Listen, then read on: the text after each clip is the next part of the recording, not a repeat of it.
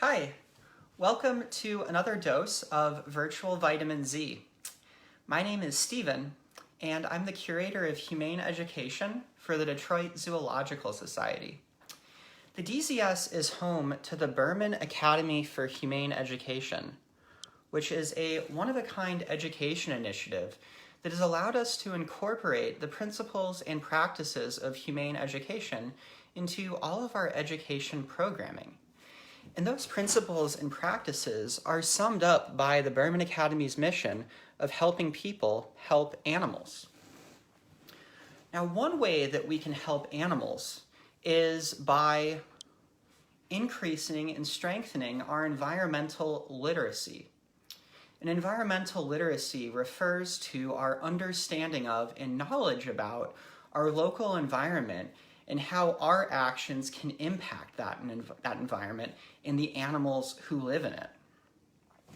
And to get started thinking about environmental literacy, I have a couple questions for you. The first one is, I want you to imagine going to your sink and turning on the faucet and getting a glass of water. Where was this water an hour ago? Where was it a week ago? Where was it a month ago? And if you were to pour this water down the drain, or if you were to pour it outside, where would it go in an hour, in a week, in a month? These are all questions that challenge us to start thinking about our local environment and our connection to it and some of the impacts that we can have on it. And to learn more about the answers to those questions, we need to think about watersheds. And that's what the first activity is going to be about. This activity is called modeling a watershed. And by doing this activity, we're going to increase our knowledge about watersheds, and we're going to strengthen our critical thinking skills. And the supplies we'll need include a baking pan, a cup, plastic bag, water, spice, and then a field notebook and a pen or a pencil. But if you don't have one or more of these things, that's okay. There are definitely things you can substitute for them. And the terms we're going to learn include environmental literacy. Again, that's knowledge and understanding of our local environment and how our actions can impact it and the animals who live in it. We're also going to learn model, watershed, topography, and pollutant. Now, a model is a small version of a larger thing.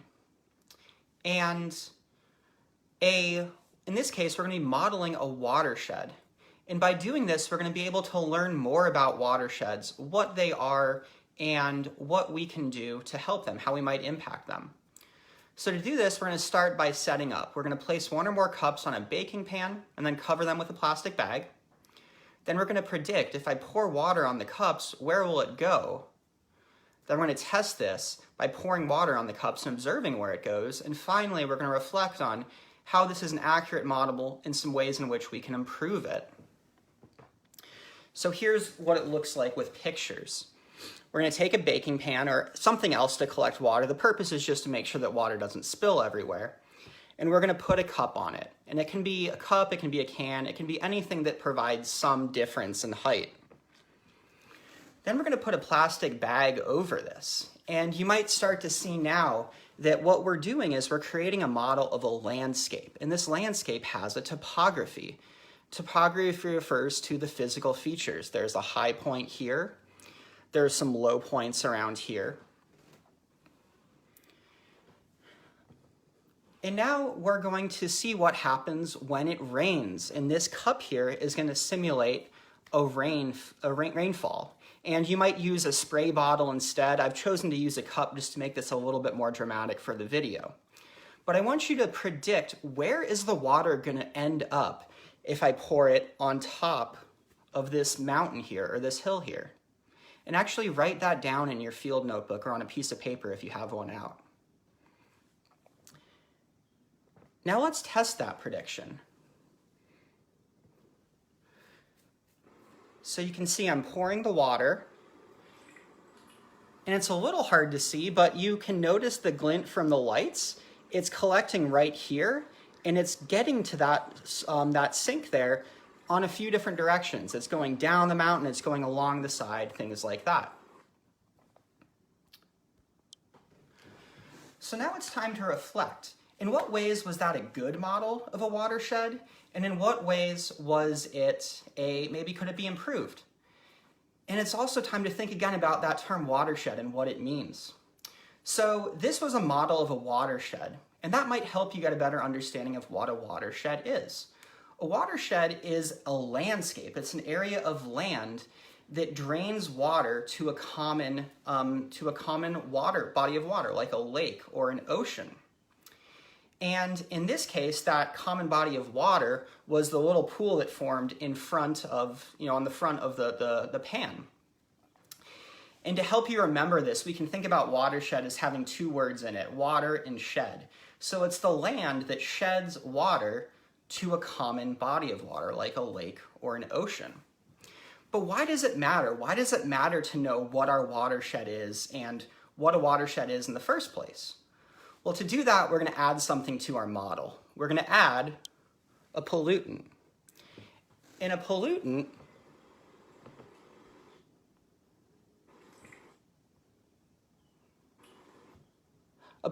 is anything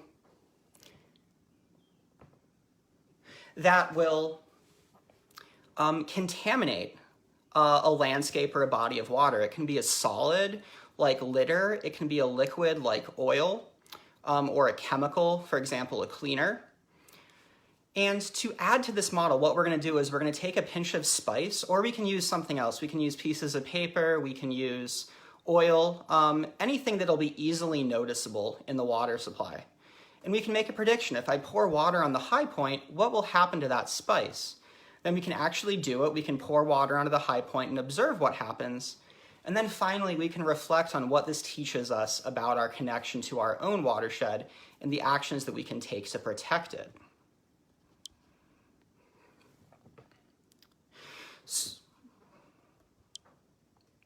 So in this case, I decided to use some chili flakes as my pollutant. And imagine that somebody was going along and maybe they had a bag of trash, but rather than throwing it away, they threw it on the ground. Or maybe they spilled some gasoline or some chemicals on the sidewalk and didn't clean them up. Where would they go eventually? So look up here, I'm going to pour water here. Think about where this might go, where these chili flakes might end up. And again, if you have a notebook out, write a prediction in your notebook. So I'm going to again simulate a rainstorm. And pretty quickly, that pollutant spread out into different parts of the watershed, and a lot of it started collecting in this little lake right here.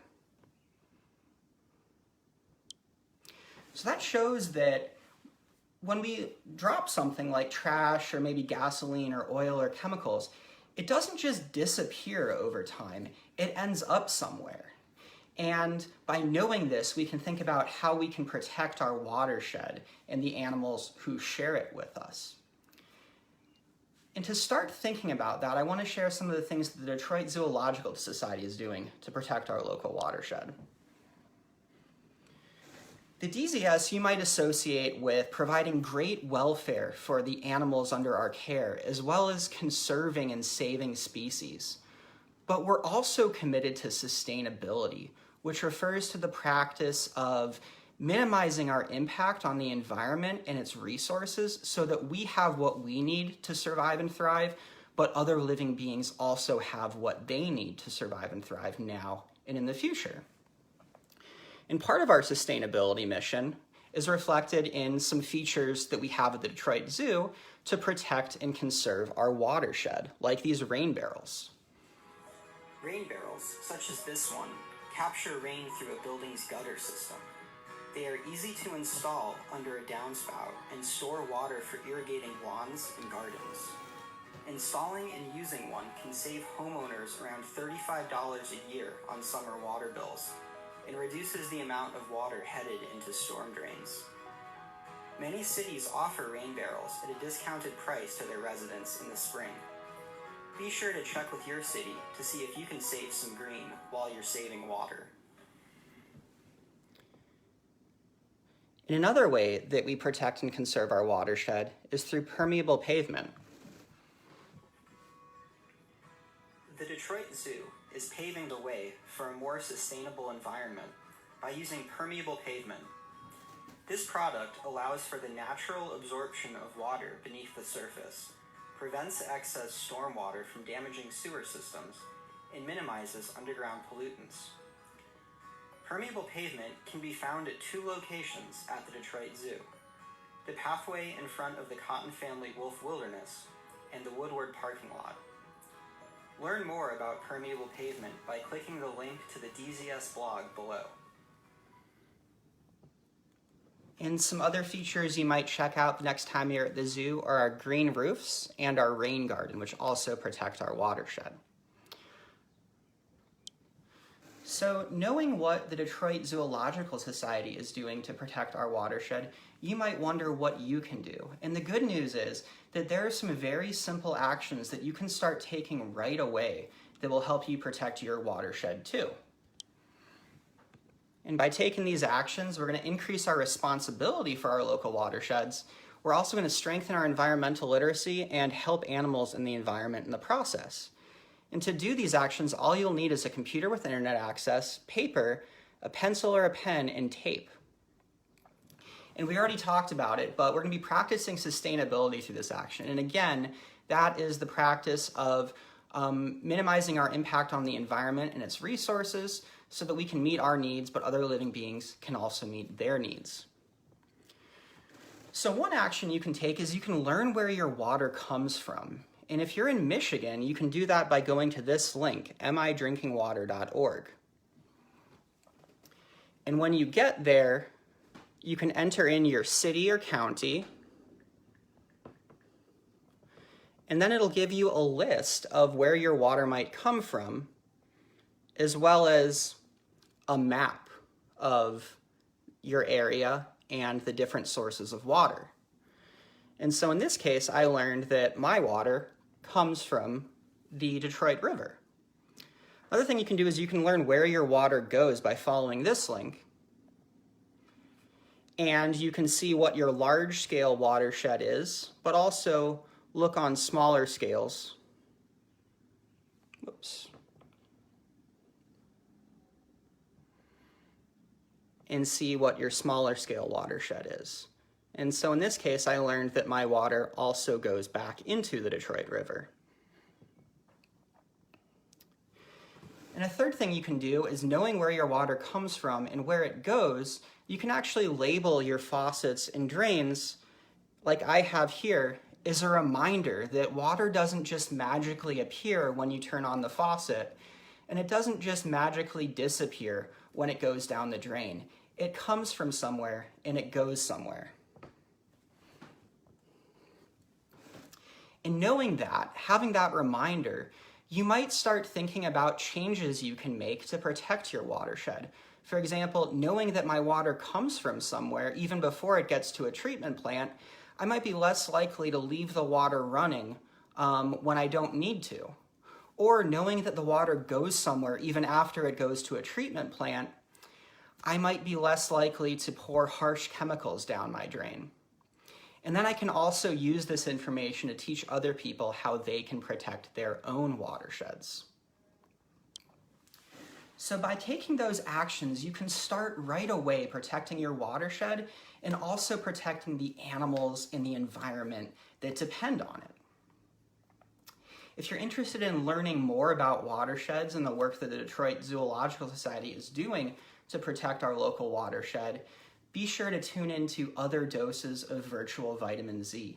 Until then, thanks so much for tuning in, stay safe, and have a great day. Bye.